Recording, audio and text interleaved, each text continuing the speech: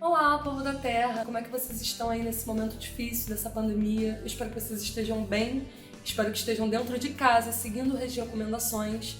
E eu queria dizer que foi muito difícil começar a produzir o conteúdo desse vídeo, porque tá sem clima realmente. Aqui no Rio de Janeiro a gente já tá passando por muitos problemas. Só que agora mais do que nunca eu preciso manter esse canal e eu preciso da ajuda de vocês. Então hoje nós vamos falar sobre um assunto importante que é pouco abordado na cultura otaku, mas que precisa muito ser discutido. E eu tô com medo desse vídeo ser desmonetizado, então eu ainda não pensei no título no momento em que eu tô gravando isso aqui. Mas a gente vai falar basicamente da abordagem sexual nos mangás e animes. Quais são as formas que essa abordagem assume nas obras e como que isso indica muita coisa sobre o gênero e talvez até mesmo sobre a qualidade de um determinado anime ou mangá. Antes de começar, eu queria pedir para você deixar o seu like, se você puder, né, para não esquecer, e me seguir nas redes sociais, que no momento são estratégias muito importantes para eu conseguir continuar trabalhando aqui na internet. Bom, eu acho que a maioria que chegou aqui nesse vídeo sabe o que significa hentai na concepção do ocidente, que são animes e mangás com foco no conteúdo sexual, quase sempre explícito. E ecchi ou ecchi, que seriam as abordagens sexuais apenas insinuativas, e às vezes como alívio cômico, outras como fanservice, etc. Antes eu acho interessante dizer que no Japão os termos são completamente diferentes. Os kanjis de hentai significam anormal, e a partir de 1910, 1915, o termo hentai começou a ser usado nos estudos de sexologia para tratar de desejos sexuais considerados anormais, que estavam relacionados com um movimento artístico chamado eroguru, que significa erótico e grotesco, e envolvia estupro com tentáculos e coisas bastante gore. Aliás, se eu não me engano, gore também vem de grotesco, né?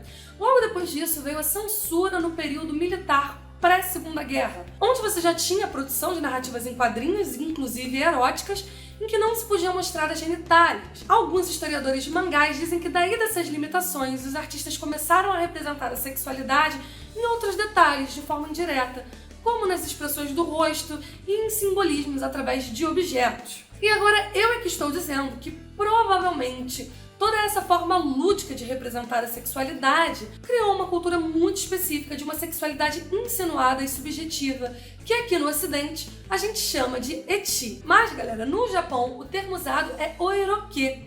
E depois da Segunda Guerra, quando acabou a censura e a cultura norte-americana com o modo de produção capitalista entraram no Japão, a produção de mangás teve uma explosão. Inclusive a produção de mangás adultos eróticos, que no Japão são chamados de seijin mangás ou mesmo ecchi mangás. Isso porque ecchi vem da pronúncia de H no inglês. H de hentai mesmo, devido à forte associação entre os quadrinhos eróticos e as artes hentai de sexo grotesco. Mesmo que a produção não fosse necessariamente de coisas desse gênero, e sim de pornografia comum. Mas aí o termo ecchi pegou e passou a ser uma gíria que ganhou vários significados relacionados a erotismos, inclusive echitsuru, que significa fazer sexo. A palavra hentai, por outro lado, gente, significa anormal e é muito mais pesada. Normalmente ela não é usada no Japão para se referir a mangás eróticos no geral. Bem, o grande problema é que essas obras, apesar de serem chamadas de mangás adultos, muitas vezes têm a participação de crianças e adolescentes, de uma forma que na maior parte do mundo é considerado ilegal. Mas para os japoneses, o fato de uma criança estar sendo representada em desenho fazendo coisas sexuais não é a mesma coisa que, de fato, ter uma criança realizando esses atos. E olha, nessas obras as crianças podem ser realmente bem pequenas. Eu já encontrei materiais, inclusive com bebês, que é uma coisa muito pesada de se falar, mas acreditem ou não, esse argumento no Japão é muito comum. E até hoje ele é aceito pelas autoridades japonesas, mesmo com toda a pressão que a ONU fez aí para que esse tipo de material seja proibido definitivamente. E se você está familiarizado com esse outro lado aí da indústria editorial japonesa, você certamente tem um outro olhar para a presença de determinadas insinuações de sexo em desenhos que são para crianças e pré-adolescentes. E aí entra uma outra coisa, que se tem uma coisa que o Ocidente nunca entendeu completamente, é que no Japão, o mangá é uma forma muito comum de se consumir narrativas em todas as faixas etárias, de crianças até mesmo idosos, e que cada obra tem o seu público-alvo definido por idade e gênero. As pessoas que não estão familiarizadas com esse universo de mangá e anime acabam não entendendo que nem tudo ali é para criança. Assim como o otaku acaba não entendendo que determinado mangá é sim destinado para crianças. Ele acha que não, porque ele sabe que no Japão os adultos também consomem mangás. Mas o fenômeno de adultos que consomem shounens, que é um gênero voltado para meninos,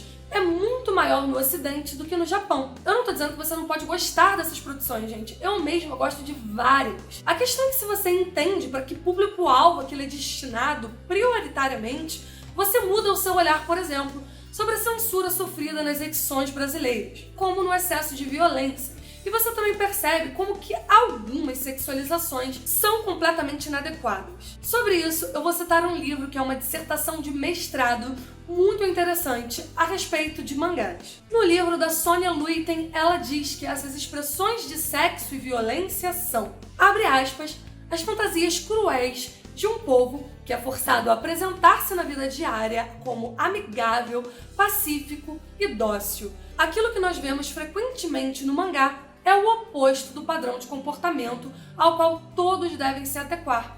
Fecha aspas. Ou seja, ela basicamente diz que é uma espécie de válvula de escape em inversão.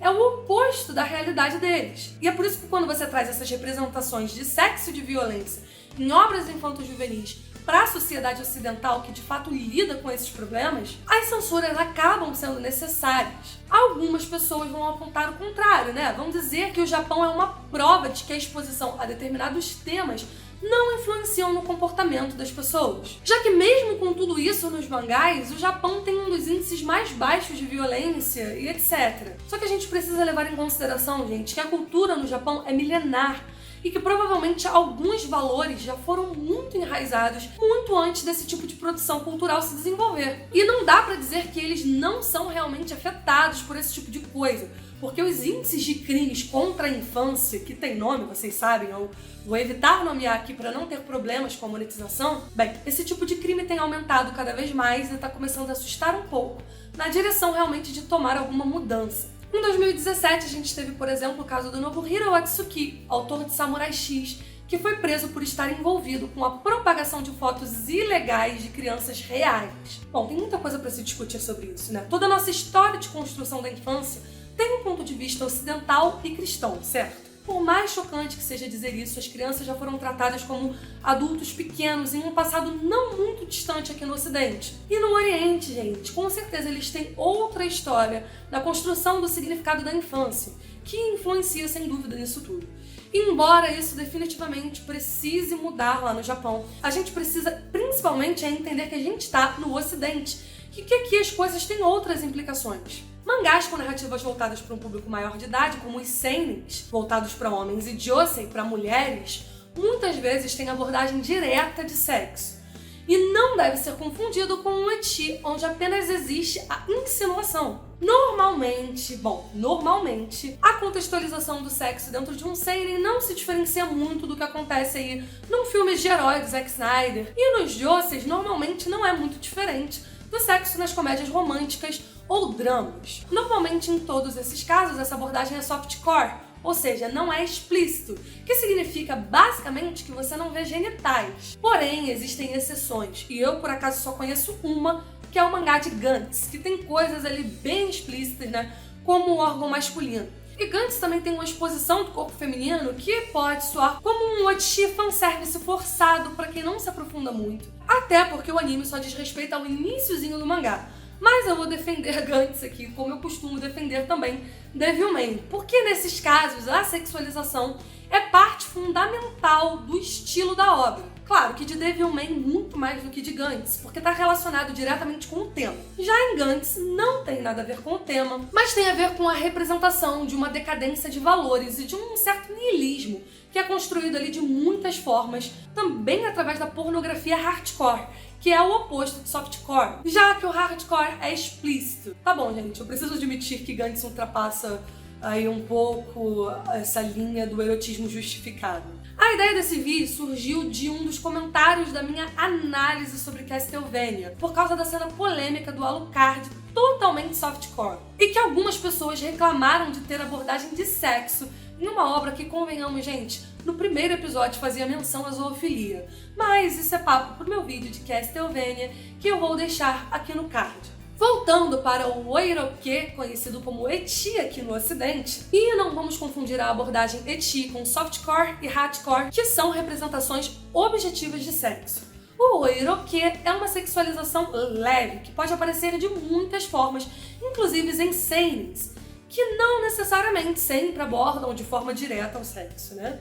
Os exemplos mais clássicos de eti vêm justamente de seinens, voltados aí para homens adultos, normalmente homens bem jovens, né? Mas que são erroneamente classificados no ocidente como shoujos, voltados para meninas. São esses os seinens do tipo harem, obras de comédia romântica envolvendo muitas mulheres em torno de um protagonista masculino, onde tem muitas insinuações sensuais e normalmente com muito humor. Esse é o tipo de eti mais contextualizado. Aqui no ocidente, essas obras são até classificadas como do gênero eti. São esses os casos de clássicos como Love Hina, Video Girl Ai, Negima, Oh My Godness, embora Oh My Godness em anime tenha sofrido algumas modificações em relação ao mangá, e é considerado um shounen. Alguns mangás e animes desse estilo são infelizmente voltados para um público infanto-juvenil. Um dos exemplos mais clássicos é o Chobits, que no Japão é vendido como um mangá para garotos, e aqui no Brasil foi difundido como voltado para o público feminino. Chobits ou Chobits é um sci-fi de inteligência artificial onde um rapaz encontra uma linda garota robô no lixo e leva ela para casa. O botão de ligar o robozinho, gente, fica bem no meio das pernas dela. Olha, eu não sei muito bem porque que Chobits acaba não sendo um seinen, mas alguns elementos mais infantilizados denunciam aí em determinadas obras que o público-alvo não são os adultos. E aí você mistura isso com um monte de erotismo e o que você tem são aqueles animes ruins, mas muito ruins. Não que os seinens de harem também não tenham qualidades duvidosas, né? Afinal, acabam sendo bem repetitivos, alguém sempre tropeça e cai em cima de alguém numa situação muito sexual, e sempre tem um mal-entendido. Uma característica muito forte nesse estilo é que o protagonista masculino tem sempre um papel de vítima dessas situações. Ele, por exemplo, acaba sem querer rodeado de mulheres na vida dele que vão surgindo do nada e normalmente fica muito envergonhado quando as cenas etis acontecem. Lembrando que o harem só funciona como razão para eti se for uma comédia romântica. Elfen Light, por exemplo, é um anime gore que tem um pano de fundo de harem que fica muito forçado. Sem falar que as cenas etis nesse anime acabam não desempenhando muito um papel de alívio cômico. Como eu tô falando aqui de formas mais justificadas de eti, agora vem a categoria do velho tarado, como o Mestre Kami e o Jiraiya. Nesses animes, gente, o eti também desempenha a função de alívio cômico. E na maioria das vezes, a sexualização assume o ponto de vista de um personagem específico, o que dá um certo contexto, tá? Porque imagina só, imagina a cena de um close nos seios. Ela faz muito mais sentido se ela tá mostrando o ponto de vista de um personagem que é tarado, do que quando simplesmente é o ponto de vista da câmera, para mostrar diretamente pro espectador, sem o frame ter nenhuma função dentro da narrativa. E, infelizmente, essa sexualização sem nenhum contexto também é uma forma muito comum de eti, e que é absurdamente forçada, né? Outra coisa que marca bastante o personagem tarado é ele acabar apanhando ou sendo sempre punido de alguma forma pela sua taradice. Ah, e o sangue no nariz também é bem comum aqui nesse tipo, quanto em alguns haréns, e normalmente isso é uma marca dos etis de alívio cômico. O pior tipo de eti é sem dúvida aquele que não é cômico, não tá sob o ponto de vista de ninguém e nem acrescenta nenhum sentido simbólico na obra. Um exemplo muito bom é a sexualização das personagens femininas em Evangelion, seja por aparecimento de calcinha, por ângulos de câmera, dentre outros recursos, né? No caso de Evangelion, não compromete a obra como um todo, mas a maioria dos fãs considera isso algo realmente chato. Até porque, convenhamos, gente, os personagens são praticamente crianças ainda. E se você tá ligado nos problemas que eu mencionei aqui no início desse vídeo, você sabe o quão grave é isso. Bem, dentro dessas categorias de eti, tem algumas subcategorias e algumas variações que podem funcionar ou podem ficar bastante forçados, dependendo aí da maneira como se apresenta. Em Kill la Kill, por exemplo, a gente tem um eti absurdamente forçado, mas que é justificado pela paródia. E embora seja uma paródia de shonens, ou seja, de mangá para garotos, é destinado a homens adultos. É claro que por conter elementos de shonen vai acabar atraindo a garotada. E aqui no ocidente, por exemplo, fica na categoria de animes na Netflix sem nenhuma separação por classificação indicativa, que é um problema que acontece ali em todos os animes seinen e é algo que particularmente me preocupa bastante. Em geral, gente, o ecchi não funciona muito bem em shonens, a não ser no exemplo do velho tarado, que também é uma coisa que hoje em dia já não é nem mais tão bem vista. Mas eu não vou entrar nesse nível de crítica aqui. Galera, enquanto eu fazia esse texto, eu fiquei tentando pensar em qual categoria isso encaixaria na Natsu no Taizai. Porque assim, a gente já tem um grande problema dessa série ter um público-alvo que é infanto-juvenil. Não adianta, esse é o público para qual ela é prioritariamente destinado. E aí as pessoas defendem o ecchi da série como alívio cômico. Porém, se a gente analisar direitinho, olha, não são cenas em que acontecem por acidente, por exemplo. Não deixa ninguém constrangido, pelo contrário, né? O personagem do Meliodas está mais para uma versão do velho tarado, só que na imagem aí representada de uma criança, e que nunca é punida e nem se dá mal por causa das atitudes dele. Muito pelo contrário, a personagem da Elizabeth fica numa situação completamente passiva. Olha, eu realmente não sei como esse tipo de coisa pode funcionar como alívio cômico, porque não atende a nenhum dos requisitos e, sinceramente, é uma coisa muito esquisita e que eu não conheço nem muitos outros exemplos que sejam mais ou menos assim, sabe? Mas com certeza existem vários, porque eu não subestimo o Japão. Além desse tipo de ecchi, o Nanatsu no Taizai também sofre daquelas questões de ângulos e closes que não estão justificados dentro da narrativa de nenhuma maneira. Não são, por exemplo, o ponto de vista de nenhum personagem. E voltando, porque é importante enfatizar isso, é um shonen voltado para um público bem jovem. E que no Japão é muito mais jovem do que o público ocidental. Porque, como eu disse aqui, a gente adquiriu o hábito de consumir as obras independentemente do público-alvo por idade. Provavelmente porque aqui no Ocidente a gente não tem uma variedade tão grande assim de produtos à disposição, e também porque por aqui as obras não estão separadas por suas respectivas categorias de faixa etária e gênero. E quando raramente estão, são nomes em japonês, né, como shonen, josei, seinen, etc.